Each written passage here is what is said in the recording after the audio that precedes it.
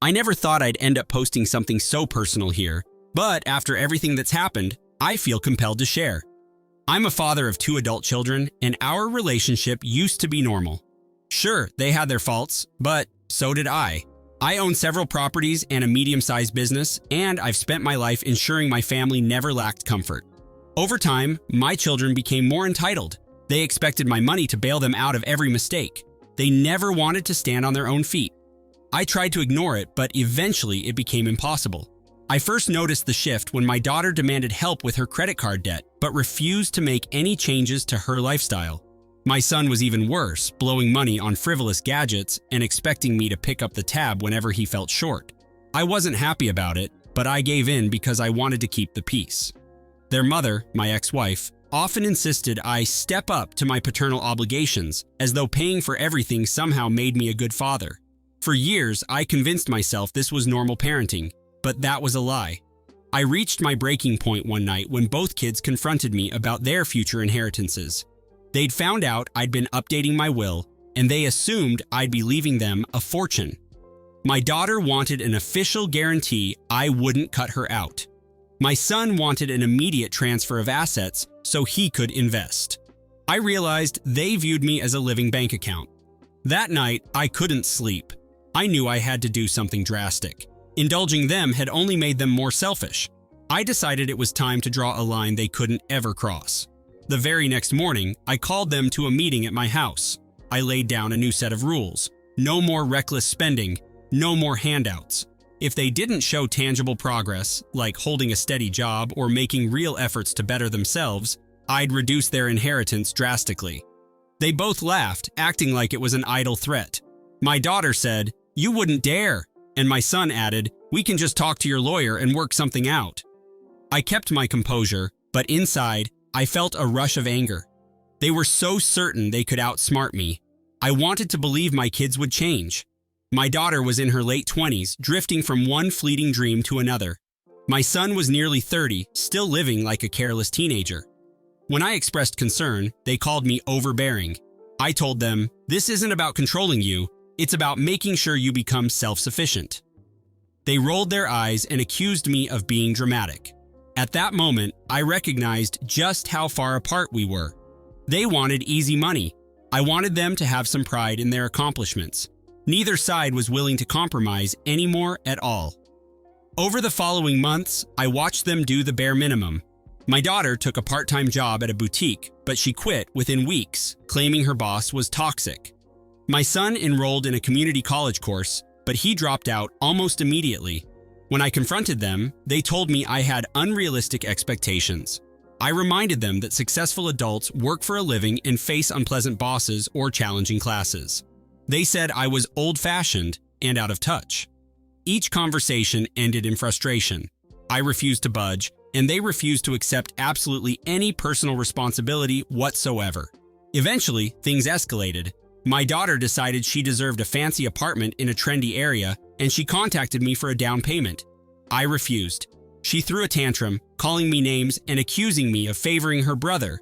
My son demanded cash to start his own business, though he couldn't articulate any real plan. I refused again. He stormed out and threatened never to speak to me. That was the tipping point. They were trying to use emotional blackmail, but I held firm. It felt absolutely terrible, but I reminded myself that caving would only fuel their entitlement further. After that confrontation, my attorney informed me that both children had been making calls to his office. They demanded details of my estate plan and tried to insist that certain assets be earmarked for them right away. My lawyer, who's known me for ages, refused to share any information. I was very furious but not surprised. I met with him privately and made it crystal clear. If my kids continued down this path, I'd leave them nothing. We updated the will to include a clause stating they'd lose everything if they contested any part of it. I felt oddly relieved. That's when they made their biggest mistake. Together, they concocted a scheme to have me declared mentally incompetent. They figured if they proved I was unfit, they could take control of my assets. My daughter led the charge, filing a petition in court. My son backed her up with falsified medical records. They claimed I was forgetting appointments, acting erratically, and making irresponsible decisions. It was a betrayal I never expected. My own children were ready to drag my name through the mud just to get their grubby hands on money they felt was owed to them at any cost. I wasn't about to take this lying down. I hired a private investigator to document their lifestyles and gather evidence of their lies. I also visited a reputable psychiatrist for a full evaluation, which came back clean. My lawyer filed motions to dismiss their petition, presenting the investigator's findings. Both kids were partying late, posting pictures on social media, and openly bragging about their plan to win everything. My daughter's petition started crumbling under scrutiny, and my son's falsified documents were easily debunked. The court saw right through their ruse. Their attempt to declare me incompetent collapsed spectacularly almost immediately. They didn't even apologize for what they'd done. Instead, they doubled down on blaming me for forcing their hand. That's when I knew there was no coming back from this. The betrayal was too deep. I'd always thought I'd forgive anything for my kids, but I discovered my limit. I told my lawyer to proceed with everything we'd planned. They were effectively disinherited if they didn't meet a strict set of requirements. I also secured a restraining order to ensure they couldn't access my medical or financial records without permission. I was done trying to reason with them at all. Even after their court defeat, they kept trying to wear me down. They sent messages saying I was hurting them by withholding money. They claimed I was an unfit father who had never supported their dreams. They tried to guilt me about their mother's financial struggles, though that wasn't my responsibility anymore. Every text, every voicemail dripped with entitlement. I stopped responding entirely, except through my lawyer. It pained me, but I had no choice. I completely refused to let them manipulate me. If they wanted to act like enemies, I would treat them as such and protect myself accordingly. By this point, I'd begun formulating a plan. Their failed scheme to declare me incompetent had inspired me to enact my own revenge. I wanted them to experience real consequences. So, I quietly reached out to various contacts, people who might offer them jobs or opportunities. I asked them to consider hiring my children if they applied, but to demand diligence and accountability. No special favors. I didn't want my kids to ever say I hadn't tried to help. At the same time, I arranged that any sign of laziness or entitlement would result in immediate dismissal. This was stage one. Unsurprisingly, neither kid took advantage of these opportunities. My daughter made one phone call, found out she'd have to work weekends, and immediately rejected the offer. My son attended a single interview, realized the starting salary wasn't astronomical, and never followed up. Both continued complaining about how nobody would give them a chance. I made sure all of this was well documented. Every time they whined about having no options, I had proof that they'd rejected perfectly good jobs. My next move was to ensure they ran out of excuses. I wanted them to see how shallow their complaints really were. I invited them to a family meeting at my lawyer's office. They arrived with smug expressions, thinking I was ready to cave.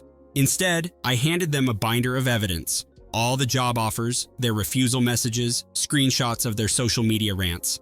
I explained that any court would see they'd been given countless chances to improve. I told them, "No judge will side with you after this, and if you try any further legal action, you'll lose." They were stunned. My daughter's face turned red with anger, and my son mumbled something about me being manipulative. I felt nothing. Before they left, I informed them of one final condition. They had 6 months to prove they could hold a stable job or pursue legitimate education. If they did, I'd reconsider the inheritance. If not, they'd be removed entirely. I expected them to protest, maybe even negotiate, but they just walked out. Days later, I heard through relatives that my daughter was telling everyone I was a heartless monster. My son claimed I was utterly broke and using the inheritance threat as a bluff. Their words didn't matter anymore. I was only interested in their actions, which remained completely non-existent. During those 6 months, I focused on my own life. I traveled, invested more time in my business, and enjoyed the company of close friends. I made a point of living well, ensuring word got back to them that I was doing just fine without their involvement. My lawyer kept me updated, but there was no progress from either child. My daughter hopped between various gigs, never staying long enough to show stability. My son boasted about a new startup on social media, but when pressed for details, he had none. I knew they were completely squandering their final chance. When the 6-month deadline arrived, I held a final meeting. They didn't bother to show up in person. Instead, they sent emails listing excuses, poor economy, lack of support, or blaming me for not guiding them. My lawyer and I reviewed everything. They hadn't met any requirements, they hadn't held stable employment, nor pursued serious education. So, I executed the final step. I disinherited them both, leaving them minimal support to cover emergencies if they ever faced true hardship, but nothing else. The majority of my estate was redirected to charitable causes and a trust for my grandchildren, if any. I expected an explosion of rage, but instead, there was silence. Days later, I heard from mutual acquaintances that my children were livid. They claimed I was punishing them unfairly and that I'd regret it when I was old and alone. I didn't react. I had no intention of reversing my decision. They had betrayed me in the worst way, and I had every right to protect myself. Some relatives thought I was too harsh, but they hadn't lived through the manipulations and the lawsuits. I refused to budge. My kids had chosen to act like enemies, so be it. Over the following weeks, they tried every tactic imaginable. My daughter wrote a tearful letter saying she was sorry for everything, but the apology was vague and never addressed the court case or the lies. My son sent a message pretending he'd found religion and claiming he'd changed. Yet, he followed that with a request for temporary financial help. I saw through their ploys instantly. I refused to respond. I didn't want empty apologies. I wanted genuine accountability and effort. Neither was willing to provide that, so I stayed completely silent, letting them stew in the utter mess they'd created. One day, a former coworker called, informing me that my son had lied about a business partnership we apparently had. He was trying to con people into investing in a non-existent venture using my name for credibility. I immediately shut that down with legal notices. My attorney warned him that if he continued to misuse my reputation, I'd file a lawsuit. He backed off. Meanwhile, my daughter posted a tirade online about how I was controlling her life from afar. She conveniently left out the part where she tried to have me declared incompetent. I let her rant completely unnoticed. Time passed, and I felt a surprising sense of peace. Their attempts to discredit me had failed. They were left flailing, unable to pull themselves together. I continued enjoying my life, traveling, investing, and donating to causes I believed in. Friends told me my kids were complaining I'd abandoned them, but I didn't care anymore. They made their choices, and I followed through on my promise. My conscience was clear. I hadn't abandoned them. I'd given them every chance to change. They chose betrayal and manipulation. Now they were reaping the consequences, and I felt no obligation to rescue them. I won't pretend it was easy. There were days I absolutely questioned my decisions, wondering if I should have tried harder. But then I'd recall the forged medical documents or the ruthless attempt to seize my assets. That erased any lingering doubt. They had crossed a line I couldn't ignore. By refusing to accept real responsibility or make sincere amends, they'd locked in their fate. That's the thing about betrayal. It changes people. I used to be a father who would do anything for his children, but now I'm a man who draws firm boundaries and enforces them without remorse whatsoever. I changed the locks on my properties, updated security measures, and informed my staff that my children were not permitted to enter without prior approval. I heard rumors they'd tried to show up at one of my vacation homes, expecting to lounge there for free, but they were turned away. Friends said I was going too far, but I disagreed. They'd attacked me legally and tried to tarnish my name. It was my right to protect what I'd built. After all, they had every opportunity to rebuild a relationship properly, yet they insisted on a path of manipulation and lies. In a final twist, my ex-wife reached out, pleading for reconciliation. She claimed our children were misunderstood and that I needed to show them more compassion. I reminded her that she'd often encouraged their entitlement, demanding I pay for everything while she fed their delusions. She responded with anger and insults, ever accusing me of being cold-hearted. I entirely blocked her number. She could take their side if she wanted, but I wasn't going to reward destructive behavior. The truth was, I'd always been willing to help them, but absolutely never at the cost of my own dignity or well-being. Do I regret it? Sometimes, but not enough to reverse course. It stings to realize my own flesh and blood value money more than love or loyalty. Yet, I can't ignore what they did. They were adults making conscious choices. If they'd shown even a shred of genuine remorse, maybe things could have been different. But all they offered were manipulations and half-baked apologies. I was left with no alternative. I chose self-preservation over their endless demands. Some might call it cold.